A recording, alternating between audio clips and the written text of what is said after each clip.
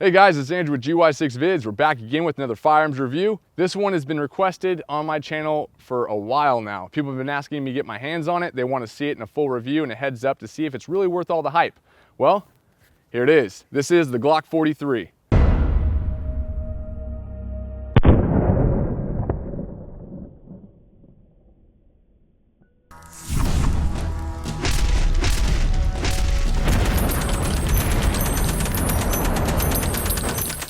So by now, most of you guys have heard a lot of stuff about this firearm on the web. A lot of people calling it one of the best compact weapons and best concealment weapons on the market, maybe even the best that's ever been made. Well, a lot of these claims and a lot of these facts that you hear online, you've got to really kind of put things to the test and compare them to other things that you've seen before on the market. It's one thing to call something good, and it's another thing to call something the best that's ever been made or the best at something. It's kind of far-fetched, and I try not to say that because one man's best firearm is another man's trash. Another man's trash is another man's best firearm. Every firearm has their own capabilities. Every firearm's got their positives and their negatives. The biggest thing with Glock that we all know of is their reliability. Glock is made to be a tank. They've always made firearms that have been able to go through hell and back and still perform and function the way you want them to. But just because it's very reliable and very compact doesn't mean it's going to be something that's going to be very comfortable or very useful or what you want for your own carry purposes. So what I've done is I've gathered here a decent amount of firearms, some being larger frame firearms, some being compact, some being mid-size, some being subcompact, some being midget status when it comes to the Smith & Wesson Bodyguard. I mean, this gun's even smaller than I thought it was. And I've done this so we can get a more of a heads-up comparison about the size of the Glock 43 to other firearms in the market. And I think that's the main point of this review, and I think people really need to see and want to see how big this firearm really is. It's one thing to see numbers and go, not bad. It's another thing to see the gun pitted against something you're used to. Before we get into the heads-up comparisons of all these guns to the Glock 43, to give you a better example, I want to give a big shout out and a big thank you to a couple online stores where I buy a lot of my firearms because it's really hard to get certain guns you want. If you're looking at some of these guns on the table and you want to get them, if you like them, if you like what you see, these are good places and good resources you can go to buy offline. They'll send it to a local FFL and you'll be able to handle it from there and pick up your gun. First and foremost, battlegroundfirearms.com. It's got a lot of good contacts and a lot of good firearms on hand. Also, actionfirearmsflorida.com. They were able to send out the Springfield XDs 9mm. It's a hard gun to get a hold of. They actually had it in stock, no problem. Picked it up from them and sent it to my local FFL. Not a problem, not a hitch. Also, and last but not least by any means, VeniceGunSales.com. They're down in Florida as well. And this group was able to have a lot of the guns that I wanted. They sent out the Keltec, they sent out the Bodyguard, they sent out the Ruger SR9, and they also sent out the Spartan 3 1911 compact. That allowed me to have a good source for a lot of different compact weapons that are kind of hard to get a hold of sometimes because right now a lot of people are buying up concealment weapons. So being able to get a hold of these real quick, and it was kind of Johnny on the spot, they jumped on it. They're a small mom and pop shop, but I like supporting those type of companies, and you guys should too, being firearms lovers and in the gun community. So comparing the Glock 43 to these other firearms on the table is going to give you a better example of what the length of the grip, the thickness of the grip, the overall dimensions of the gun visually rather than just in numbers. The reference points you see right now are guidelines we used on every single one of the firearms when we were taking measurements. This will give you a better example and understanding of how we got the measurements and where we took them. Though most manufacturers incorporate their sights as part of their overall measurement, we decided not to due to the fact that some of these guns have either upgradable sights or no sights at all. Though a majority of our measurements were pretty much spot on with every manufacturer's specs that we found, there were a few outliers that caused some concern. The one that stood out the most was the pounds of trigger pull that were on the Glocks. Glock claims that both the Glock 42 and the 43 have a 5.5 pound trigger pull, but in actuality, the Glock 43 has just over 6.5 pounds of trigger pull, and the Glock 42 has just under 6.5 pounds of trigger pull. Though in reality this isn't a huge deal, it does kind of make you wonder when all the other measurements we took of the other firearms were within 1 to 2 ounces of what the manufacturer's specs claim to be. All in all though, after getting all the measurements of the Glock 43, it is quite impressive to see how small and how lightweight this firearm actually is. The thing that has to be remembered though is on small firearms, every 1/100th of an inch counts. On larger frame guns, a 1/10 of an inch probably won't even be recognized, but on a small gun like this, every 1/10 of an inch could be night and day difference. Take the Glock 42 for example. Though the measurements are very similar, there are subtle changes and subtle increases in overall measurements between the Glock 43 and the 42. In the end, it equates to making the gun feel entirely different. Though increasing the size and dimensions of a firearm are understandable, especially going from a .380 ACP up to a 9mm, There are still some measurements though on the Glock 43 that seem a bit over the top and unnecessary. And like I said earlier, on firearms this small, every little increase is going to make all the difference down the line. And with so many people requesting and wanting the Glock 42 in 9mm, it surprises me why they didn't take more time and focus on minimizing the size of the Glock 43. And though it may not seem like much, the increase of 0.13 inches in the slide height has made all the difference between these two guns. And after seeing how much the slide height of the Glock 43 has changed its overall feel, it's even weirder once you take a look at the Glock 22 and notice the slide height is actually smaller than the Glock 43. And I've said all that to say this: even though the size increase of the Glock 43 compared to the Glock 42 is a bit disheartening, it is definitely far from a bad firearm. Once you step out of the world of Glock and start looking at other manufacturers' firearms, you truly start understanding and seeing how small the Glock 43 really is. This is the exact reason why I have so many extra firearms in this video. I wanted all my viewers to be able to compare and see the Glock 43 against some other firearms that they may already have experience with. This allows for a much greater way of giving perspective to the size of this gun. One of the most exciting things about this measurement process is the fact that I found out that Glock 43 lines up almost seamlessly with two of my other favorite concealed weapons that are on the market today: the Springfield XDs and the Smith & Wesson M&P Shield. This led to the question, what separates all three firearms from each other? After noticing that all three slides are very similar to each other, the one standing outlier that separates all three is grip length. And though the Glock 43 does come with a pinky extension magazine, it doesn't quite cut it. I believe with a more substantial magazine extension, the Glock 43's comfort level will shoot through the roof. When I first got the Glock 43, I was like, yeah, this is gonna be great. Picked it up, went and got it, started handling it. I'm like, wait a minute. I was expecting the Glock 42, but in 9mm.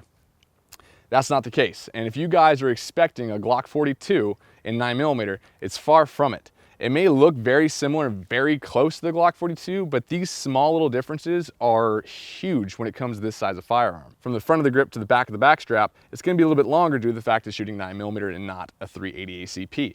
But the thickness of the Glock's grip and the height of it from your beaver tail all the way down to the base of your magazine, they're gonna be identical. And that's what throws me off, because you have more weight up top now, yet you have the same purchase on the firearm. So you're gonna have this sensation of a higher bore axis, and what you do, and your firearm is gonna feel less in control, especially with a 9mm round snapping and the gun going off.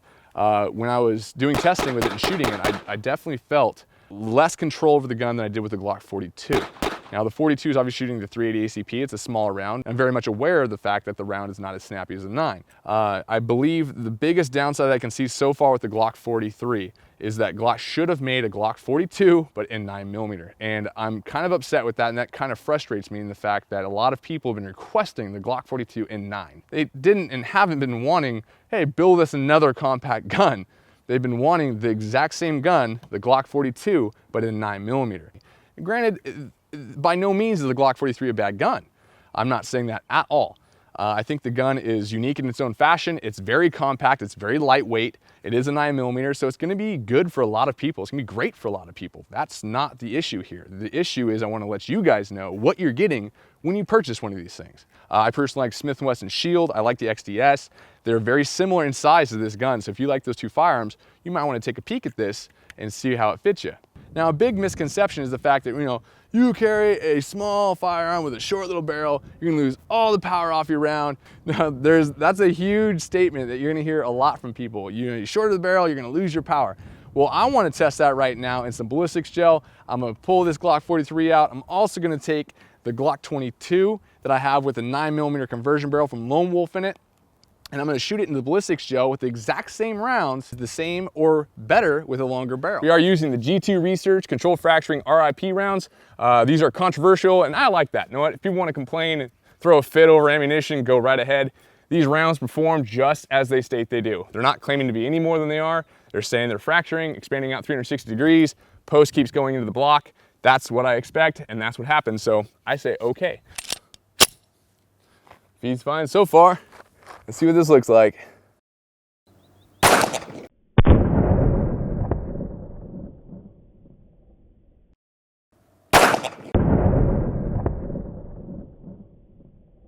All right, so that's pretty impressive.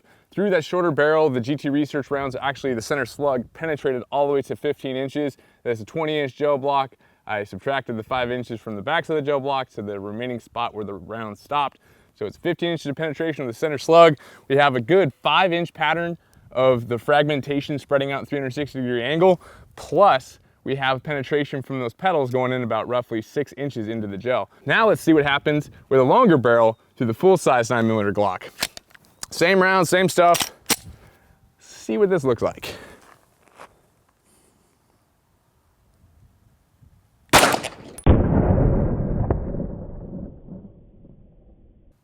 So isn't that a shocker? Longer barrel compared to the Glock 43's short concealment barrel, and we're getting the identical amount of stopping power and with the impact of the round, same penetration of the round with the center post. And as you can tell, you're obviously seeing the instant dump of the kinetic energy from the GT Research round in the front of the gel. I know what you guys are gonna say, well, you know what? It's because of the GT Research round and it's not causing enough trauma. It's just a horrible round, which a lot of people say, which is absolutely false in my opinion. I think it's just a unique round, different than others. I like the GT Research round, but I also enjoy the Hornady Critical Duty.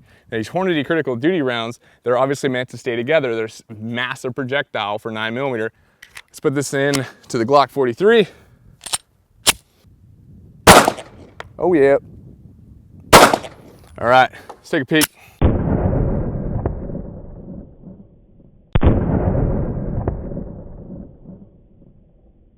I haven't been able to see it yet, but I can already tell you that we probably blew through the gel block. This is a 20-inch gel block, okay? I heard the Critical Duty fly through the gel and hit one of the blue barrels back there, which is about another 20, 30, around probably about 30 yards away. This is a Winchester PDX-1 round, one of my favorite rounds as well. I shoot one through the Glock 43 and then one through the longer barrel 9mm and see what the difference is if we can capture the slug. All right, woohoo. I'm gonna go a little bit more to the left of the gel block.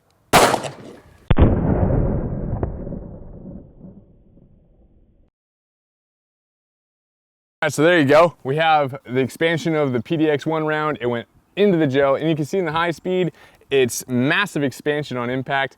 You see the temporary wound cavity bubbling out, all the gas is blowing out of the entrance hole, and the round stops at, who would have thunk, about exactly 15 inches into the gel with the RIP center post. We'll see if it changes with a long barrel. My guess, now. All right. Yep, about an inch above it. Go take a peek in high speed.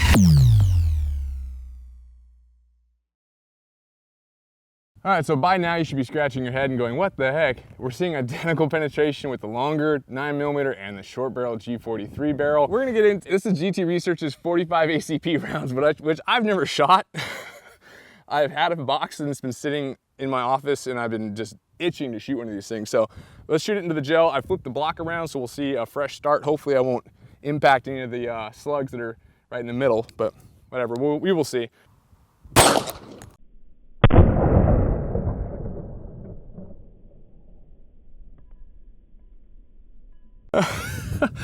That's so sick.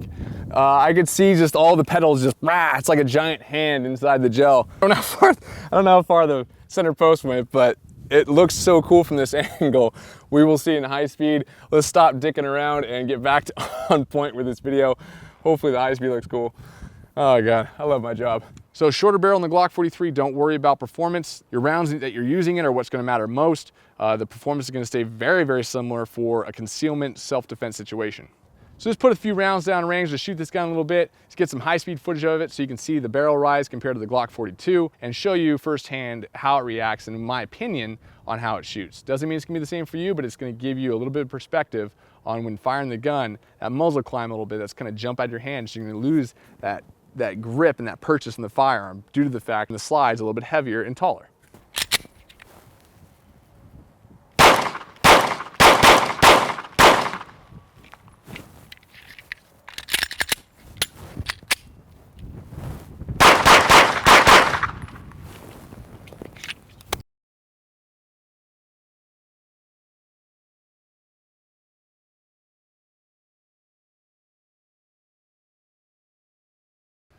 So this is Andrew with GY6 Vids, and this has been the Glock 43 9mm. Hope you appreciate the review.